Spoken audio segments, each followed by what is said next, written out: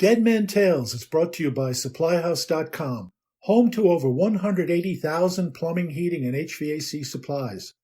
SupplyHouse.com launched their official app for pros on the go, bringing everything you need right to your fingertips.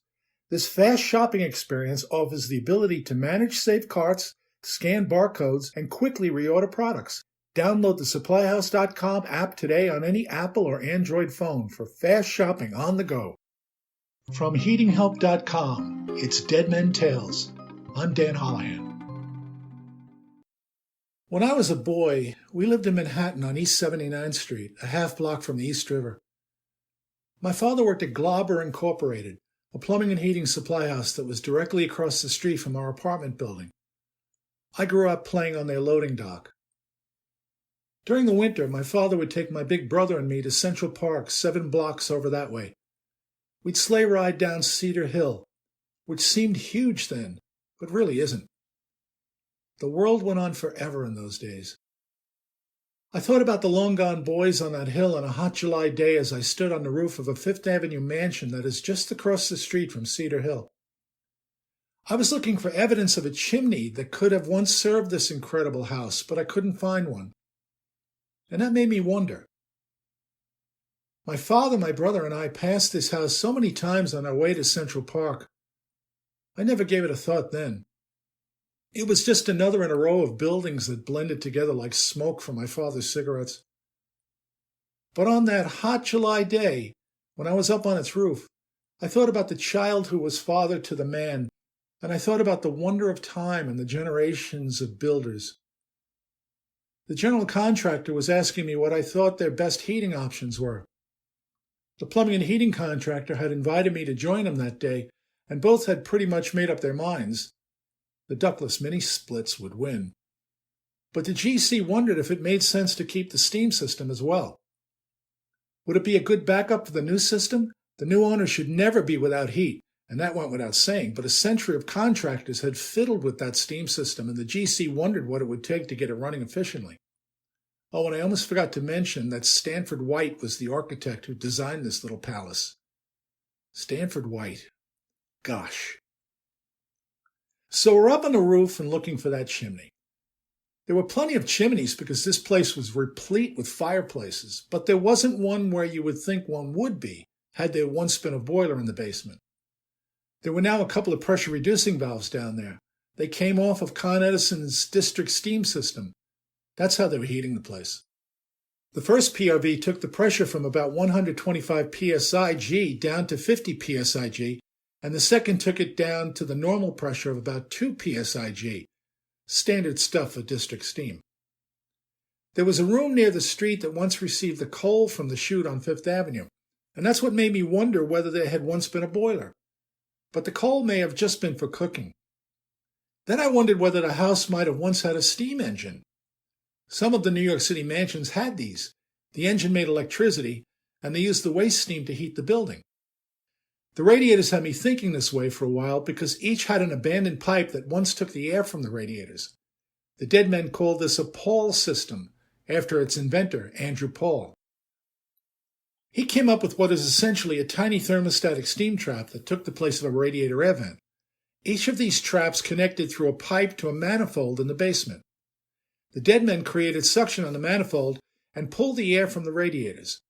When steam filled the radiators, the tiny trap closed and stopped the steam from entering the air line. In the mansions where they had steam engines, the dead men usually used a steam-powered ejector to produce the vacuum. I once stood in the footprint of one of these engines at the Dakota apartment, which squats directly across Central Park from this building. The Dakota is famous for being the place where John Lennon lived and died. But a steam engine would also have needed a chimney, and we couldn't find that chimney. So I kept wondering, and I kept poking around. I love poking around.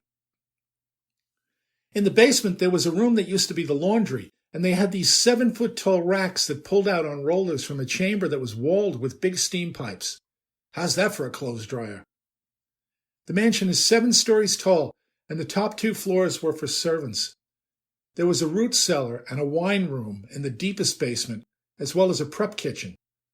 There was an elevator for those who didn't want to climb the grand staircase, and there were dumbwaiters for the food, the firewood, and the coal.